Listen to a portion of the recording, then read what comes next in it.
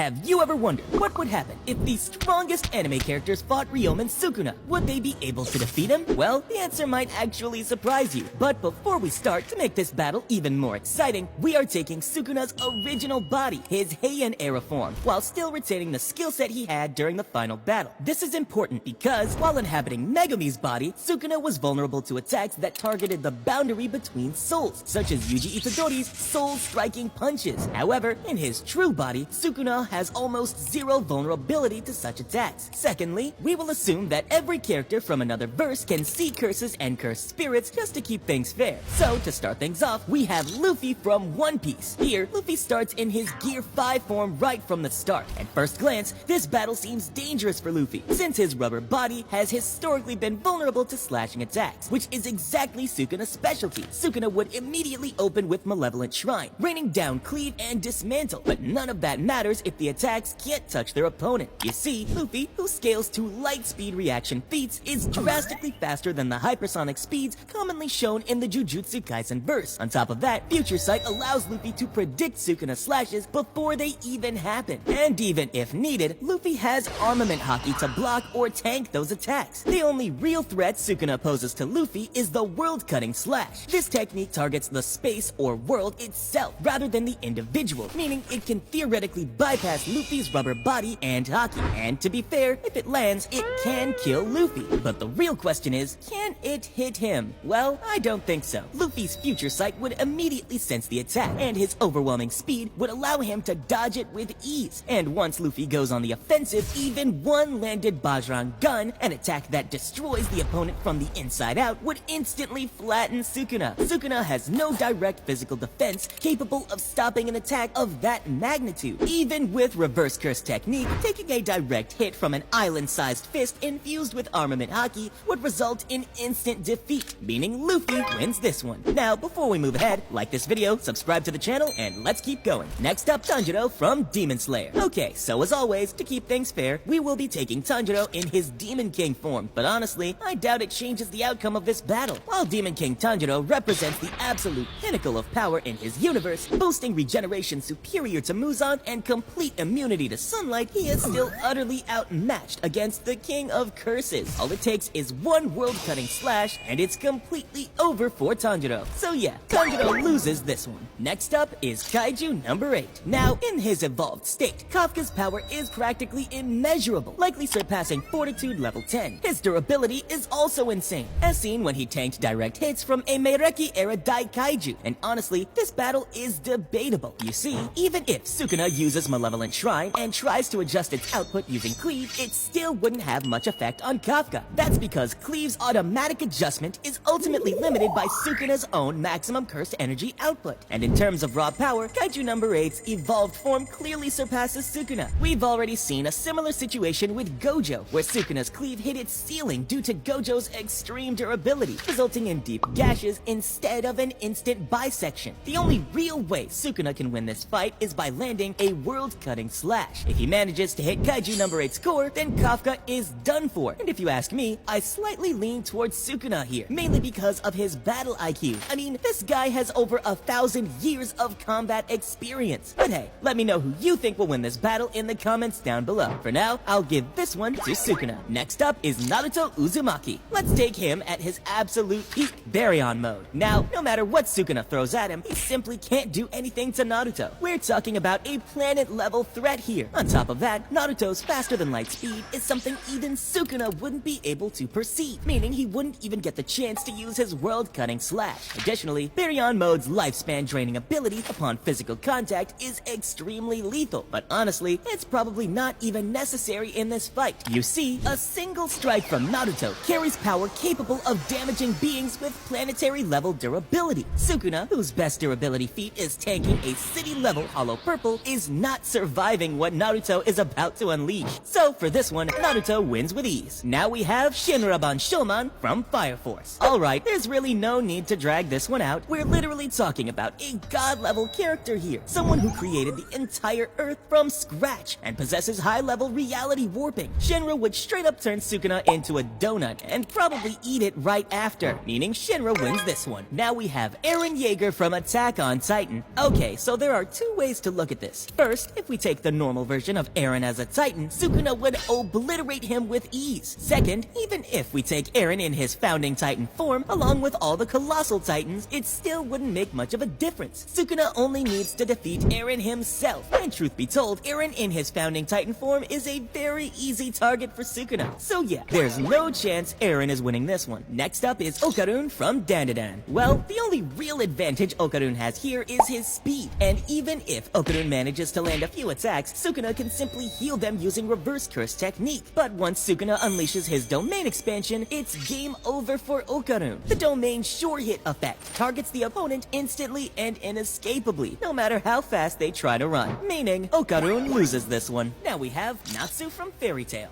Okay, so this is honestly the worst possible matchup for Sukuna. Why? Because Sukuna's most destructive area of effect attack, the fire arrow Fuga, is completely useless here. Natsu literally eats fire to replenish his magic and increase his power. So if Sukuna tries to burn him, Natsu would simply absorb those flames and use them to boost his own energy. On top of that, in his END form, Natsu's flames have been shown to burn through intangible concepts, including time itself. That means even if Sukuna unleashes his domain expansion, Natsu could simply burn it down. As for the world-cutting slash, I don't see it landing either. Natsu's ability to burn through concepts should allow him to counter or avoid it as well. So no matter what Sukuna throws at him, Natsu takes the win. Next up, Sung Jin-Woo from Solo Leveling. Alright, here, I'll be nerfing Jin-Woo a bit by not allowing him to use his Shadow Soldiers. You know, just to make things look fair for Sukuna. But if you think this gives Sukuna even the slightest advantage, then my friend, you're completely mistaken. You see, even without his Shadow Army, Sung Jin-Woo is a cosmic level entity whose stats completely eclipse the entire Jujutsu Kaisen verse. This fight ends before Sukuna can even register Jin-Woo's presence. Now for those wondering, what if Sukuna uses his domain expansion? Trust me, it wouldn't matter. Sukuna's standard cleave and dismantle would fail against Jin-Woo's mana reinforced durability, which has already withstood the breath of destruction, an attack that erases existence itself. And as for Sukuna's world-cutting slash, yeah, that's not going to work either. Jin-Woo is a dimensional being, capable of jumping between and even destroying entire dimensions. At this point, he's practically the concept of death itself, meaning Jin-Woo wins this one with ease. Now we have Deku from My Hero Academia. Izuku Midoriya holds a massive advantage when it comes to speed and raw power, and truth be told, a 100% Detroit Smash would obliterate Sukuna, no doubt. But the problem is that Deku is a close combat fighter and lacks stamina for a prolonged battle. Even if Deku lands several hits and seriously damages Sukuna, we all know how good Sukuna is at adapting to his opponents. Sukuna would simply maintain his distance, forcing Deku to expand more energy, while Sukuna focuses on defense. And the moment Deku gets too close and Sukuna sees the right opportunity, he can instantly unleash his domain expansion, where everything is subjected to a sure-hit rain of slashes. Even with Danger Sense, Deku can't dodge thousands of slashes at once. And remember one thing, Sukuna